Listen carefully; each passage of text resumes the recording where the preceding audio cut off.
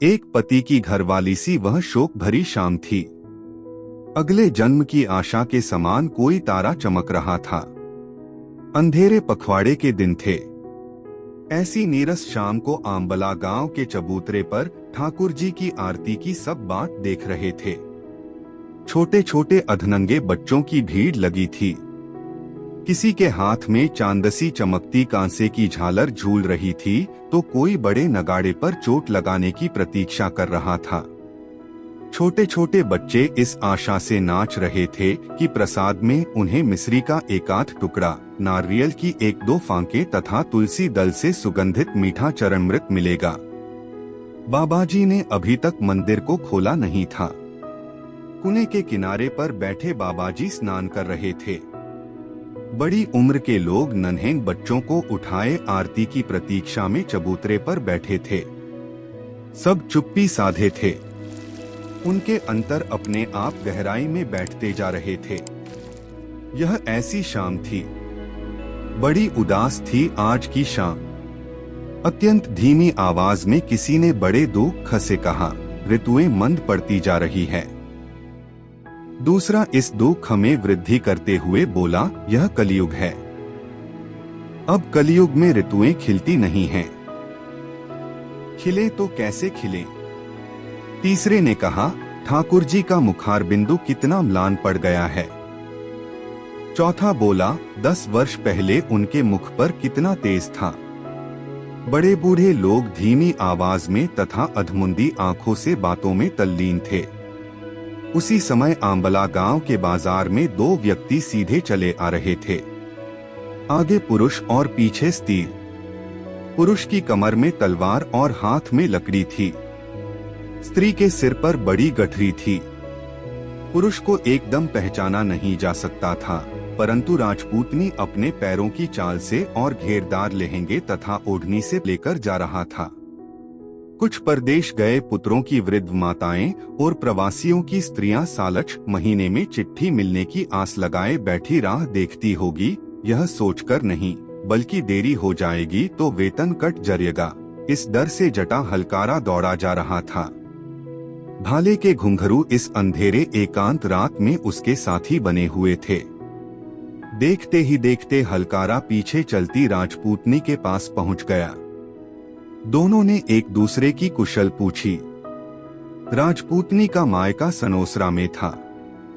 हलकारा सनोसरा से ही आ रहा था, इसलिए राजपूतनी अपने माँ बाप के समाचार पूछने लगी। पीहर के गांव से आने वाले अपरिचित पुरुष को भी स्त्री अपने सगे भाई सा समझती है। दोनों बातें करते हुए साथ चलने लगे। राजपूत कुछ कदम आगे था। राजपूतनी को पीछे रह जाते देखकर उसने मुड़कर देखा। दूसरे आदमी के साथ बातें करते देखकर उसने उसको भला बुरा कहा और धमकाया। राजपूतनी ने कहा, मेरे पीहर का हलकारा है, मेरा भाई है। देख लिया तेरा भाई, चुपचाप चलिए आ। राजपूत ने भौहें चढ़ाकर कहा। फिर हलकारे से बोला, तुम भी तो आदमी आदमी को पहचानो। ठीक है बापू, यूं कहकर हलकारे ने अपनी चाल धीमी कर दी। एक खेत जितनी दूरी रखकर वह चलने लगा। जब यह राजपूत जोड़ी नदी पर पहुंची तो एक साथ 12 आदमियों ने ललकारा, खबरदार जो आगे बढ़े, तलवार नीचे डाल दो। राजपूत के मुंह से 2-4 गालियां निकली, परंतु म्यान से तलवार नहीं निकल पाई। आंबला गांव के बाहर कोलियों ने आकर उस राजपूत को रस्सी से बांध दिया और दूर पटक दिया। बाई गीहने उतार दो, एक लुटेरे ने राजपूतनी से कहा। बेचारी राजपूतनी अपने शरीर पर से एक एक गहना उतारने लगी। हाथ, पैर, सीना आदि अंग लुटेरों की आंखों के आगे आए। उसकी भरी हुई देह ने लुटेरों की आंखों में कामवासना उभार दी। जवान कोलियों ने पहले तो उसका मजाक उड़ाना शुरू किया। राजपूतनी शांत रही, लेकिन जब लुटेरे बढ़कर उसके निकट आने लगे तो जहरीली नागिन की तरह फुफकारती हुई राजपूतनी खड़ी हो गई। कोलियों ने यह देखकर अट्टहास करते हुए कहा, अरे उस समी की पूंछ को धरती पर पटक दो। अंधेरे में राजपूतनी ने आकाश की ओर देखा। जटा हलकारा के घुंघरू की आवाज उसके कानों में पड़ी। राजपूतनी चीख उठी, भाई दौड़ो, बचाओ। हलकारे ने तलवार खींच ली और पलक मारते वहां जा पहुंचा। बोला, खबरदार जो उस पर हाथ उठाया। 12 कोली लाठियां लेकर उस पर टूट पड़े। हलकारे ने तलवार चलाई और 7 कोलियों को उतार दिया। उसके सिर पर लाठियों की वर्षा हो रही थी, परंतु हलकारे को लाठियों की चोट का पता ही नहीं था। राजपूतनी ने शोर मचा दिया। मारे डर के बचे हुए लुटेरे भाग गए। उनके जाते ही हलकारा चक्कर खाकर गिर पड़ा और उसके प्राण पखेरु उड़ गए। राजपूतनी ने अपने पति की रस्सियां खोल दी। उठते ही राजपूत बोला, अब हम चलें। कहाँ चलें? स्त्री ने दुखी होकर कहा, तुम्हें शर्म नहीं आती? 2 कदम साथ चलने वाला वह ब्राह्मण घड़ी भर की पहचान के कारण मेरे शील की रक्षा करते मरा पड़ा है, और मेरे जन्म भर के साथी तुम्हें अपना जीवन प्यारा लगता है। ठाकुर, चले जाओ अपने रास्ते।